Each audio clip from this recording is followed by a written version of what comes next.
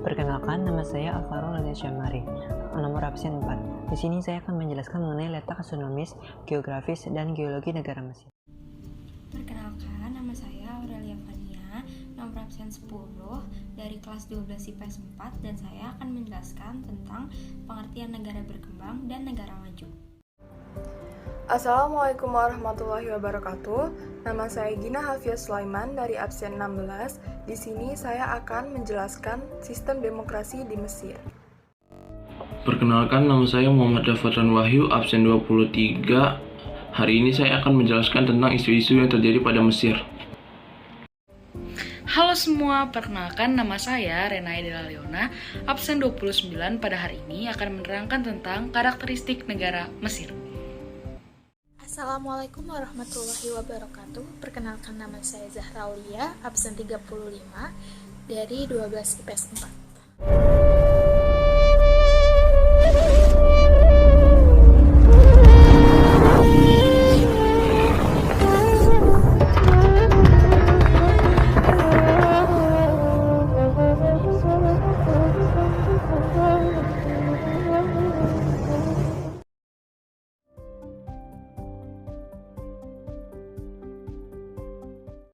Pertama-tama saya akan menjelaskan tentang negara maju. Negara maju adalah negara yang memiliki standar kehidupan tinggi dengan perekonomian merata, penggunaan teknologi tinggi, telah berhasil dalam berbagai bidang, dan tingkat kehidupan masyarakatnya telah berada pada tahap yang lebih maju. Sementara negara berkembang adalah negara dengan pendapatan rata-rata yang masih relatif rendah, indeks perkembangan manusia tercatat di bawah standar normal global, dan infrastruktur yang masih relatif berkembang atau belum maksimal. Dari pengertian tersebut, bisa kita simpulkan bahwa negara maju memiliki taraf kehidupan dan kesejahteraan hidup yang lebih tinggi dibandingkan penduduk di negara berkembang. Dari sarana prasarana yang dimiliki pun sangat memadai, mulai dari sektor sosial sampai pendidikan.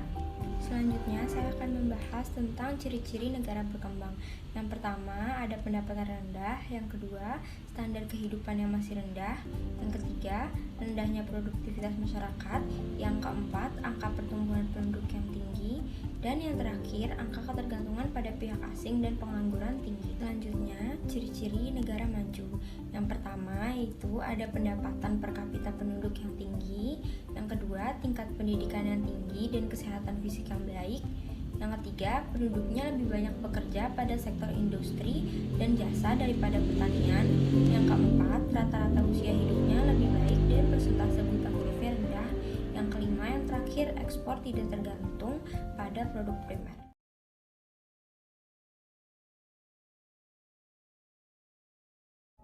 Mesir adalah negara lintas benua yang mencakup sudut timur laut Afrika dan sudut barat daya Asia oleh jembatan tanah yang dibentuk oleh semenanjung Sinai.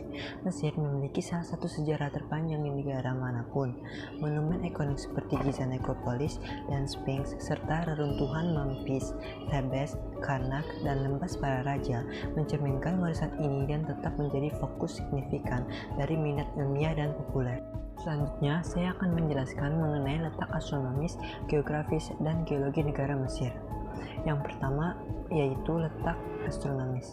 Letak astronomis negara Mesir yaitu 22 derajat LU sampai dengan 31 derajat LU dan 25 derajat PT sampai dengan 36 derajat PT.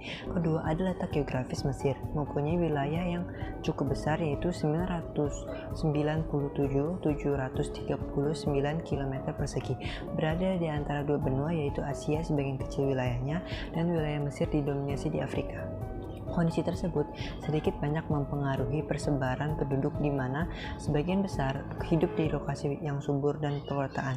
Secara geografis, letak negara ini adalah sebelah selatan Mesir berbatasan langsung dengan negara Sudan, sebelah utara berbatasan langsung dengan Laut Tengah, sebelah barat berbatasan dengan negara Libya, dan yang sebelah timur berbatasan dengan Laut Merah. Negara Mesir dilewati oleh Sungai Nil yang menjadi sumber mata air utama penduduk yang tinggal di lokasi terdekat dan juga menjadi sungai terpanjang di dunia.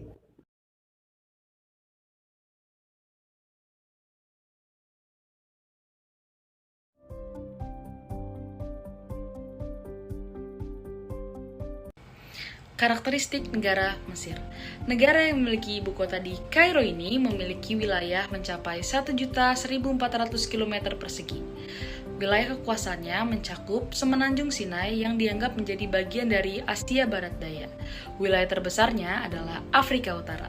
Secara astronomis, negara Mesir berada di antara garis lintang 22 derajat sampai 32 derajat LU dan antara garis bujur 25 sampai 35 derajat BB. Hal ini menyebabkan negara Mesir memiliki iklim yang sangat ekstrim dan juga gersang. Sebagian besar dataran Mesir berupa gurun-gurun dan banyak oasis tersebar di kawasan tersebut, bahkan terdapat tiupan angin yang sangat kencang sehingga menciptakan bukit-bukit pasir yang mencapai tinggi 30 meter. Selain itu, negara Mesir memiliki lokasi geopolitik yang sangat penting bagi perbatasan Asia dan juga Afrika. Perbatasan tersebut berupa jembatan tanah yang bernama Tanah Genting Suez yang menghubungkan antara Afrika dan juga Asia. Terusan dari jembatan tersebut menghubungkan Laut Mediterania dengan Samudra Hindia melalui Laut Merah. Di sisi utara, negara Mesir berbatasan dengan Laut Tengah dan jalur Mediterania. Pada sisi timur laut berbatasan dengan jalur Gaza dan juga negara Israel. Pada sisi timur berbatasan dengan Laut Merah. Sisi selatan berbatasan dengan negara Sudan, dan yang terakhir di sisi barat berbatasan dengan negara Libya. Sekian penjelasan saya mengenai karakteristik negara Mesir.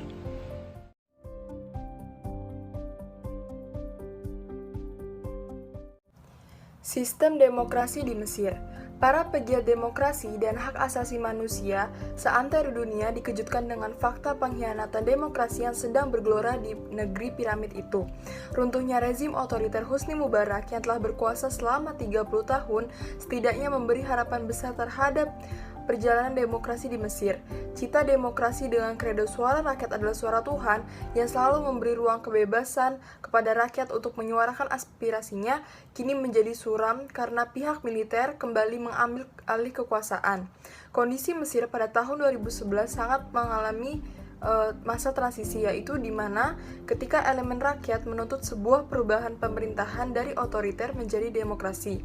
Rakyat Mesir bersama pihak oposisi sebagai pelaku transisi berusaha untuk menjatuhkan kekuasaan sang presiden dengan melakukan protes dan juga demonstrasi secara besar-besaran.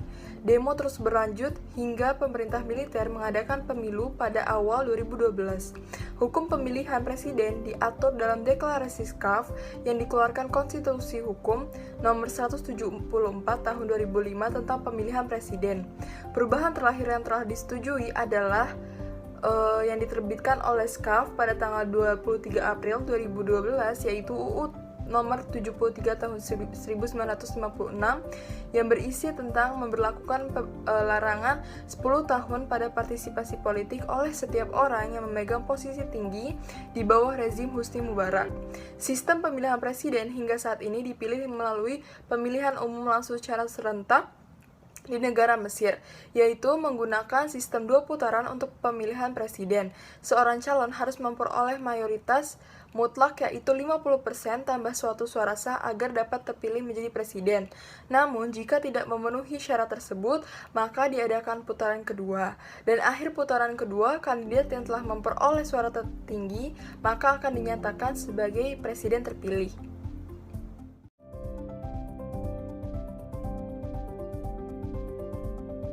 Kali ini saya akan membahas tentang kerjasama yang dilakukan oleh negara Mesir. Nah, sebelum kita lebih jauh membahas tentang kerjasama yang dilakukan oleh negara Mesir ini, kita perlu tahu nih, kerjasama itu apa? Nah, kerjasama itu sendiri adalah interaksi sosial antar individu atau kelompok yang secara bersama-sama mewujudkan kegiatan untuk mencapai tujuan bersama. Nah, dari pengertiannya, pasti banyak banget dong macam-macam kerjasama itu apa. Dari segi wilayahnya, kerjasama antar negara dibedakan atas kerjasama regional, yaitu kerjasama yang dilakukan oleh negara-negara yang berada di kawasan satu rumpun. Misalnya, kerjasama yang dilakukan oleh negara-negara di kawasan Asia Tenggara. Itu contoh organisasinya yaitu ASEAN. Yang kedua, itu kerjasama internasional, yaitu kerjasama yang dilakukan oleh julukan negara-negara dunia tanpa mengenal batasan wilayahnya. Nah, selanjutnya yaitu berdasarkan jumlah anggotanya. Kerjasama antar negara dibedakan menjadi beberapa jenis, antara lain kerjasama bilateral, kerjasama yang dilakukan antar dua negara saja, dan kerjasama multilateral, yaitu bentuk kerjasama antar negara yang dilakukan beberapa negara yang lainnya yang jumlahnya lebih dari dua negara. Nah, kerjasama yang dilakukan oleh negara Mesir tuh pasti banyak banget kan. Salah satunya itu kerjasama negara Mesir dengan negara kita sendiri, yaitu negara Indonesia. Yang pertama itu di bidang ekonomi. Untuk tingkatkan akses pasar bagi produk kedua negara itu, Indonesia dan Mesir sepakat untuk membentuk Joint Feasibility Studies untuk menjajaki pembentukan Preferential Trade Agreement atau PTA antar kedua negara. Kira-kira kenapa ya Indonesia dan Mesir menjalani hubungan kerjasama bilateral di bidang ekonomi? Nah, hal itu disebabkan kedua negara merupakan kekuatan ekonomi terbesar di kawasan masing-masing. Indonesia dapat memanfaatkan Mesir sebagai hubungan bagi akses pasar produk Indonesia ke Afrika dan Eropa serta Timur Tengah. Sementara Mesir dapat menjadikan Indonesia sebagai hubungan untuk masuk ke pasar ASEAN. Yang kedua, di bidang sosial budaya. Dalam pertemuan PEMRI juga sampaikan proposal kepada Mesir untuk jajaki kembali pembahasan Mandatory Consular Notification atau MCN untuk tingkatkan perlindungan warga negara Indonesia di Mesir. Sebagai langkah awal, kedua negara sepakat untuk membentuk tim dialog kekonsuleran guna membahas isu-isu yang menjadi perhatian bersama. Kerjasama regional yang dilakukan oleh negara Mesir, salah satunya adalah Uni Afrika. UA ini yang terdiri dari 54 negara Afrika. UA diumumkan dalam deklarasi Sirte di Sirte, Libya pada 9 September 1999. Organisasi ini didirikan pada 26 Mei 2001 di Addis Ababa, Ethiopia dan diluncurkan pada 9 Juli 2002 di Durban, Afrika Selatan.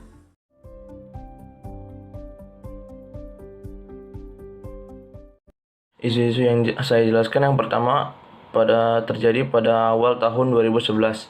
Mesir terkena dampak dari fenomena Arab Spring yang mengakibatkan munculnya aksi protes dan demonstrasi terhadap rezim Hosni Mubarak. Masyarakat menuntut adanya pelengseran rezim militeristik Hosni Mubarak yang berlangsung selama 30 tahun. Dan yang kedua, terjadi pada Juni tahun 2012, pemerintah Mesir mengadakan pemilu secara demokratis. Dalam pemilu tersebut, Muhammad Mursi terpilih sebagai presiden Mesir. Pada masa pemerintahan Mursi, Mesir masih belum mampu keluar dari krisis ekonomi dan politik, bahkan kebijakannya dalam bidang ekonomi malah semakin memperburuk kondisi keuangan Mesir.